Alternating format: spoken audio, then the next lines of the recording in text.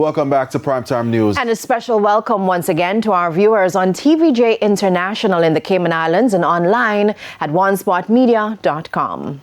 Up first this evening, one student is dead and his schoolmate taken into custody following a dispute at the Morant Bay Bus Park in St. Thomas earlier today. The deceased is a grade 9 student and it's reported that sometime after 2 p.m., the students who attend the Seaforth High School had a dispute at the institution. The dispute later escalated into a fight in the bus park. The police say the suspect reportedly purchased a knife which was used to inflict stab wounds to the victim.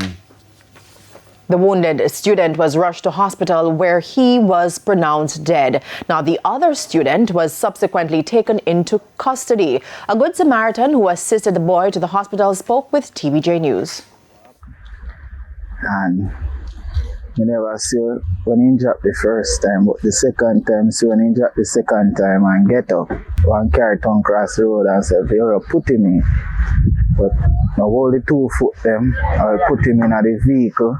And I saw and carry him, rush him to the hospital.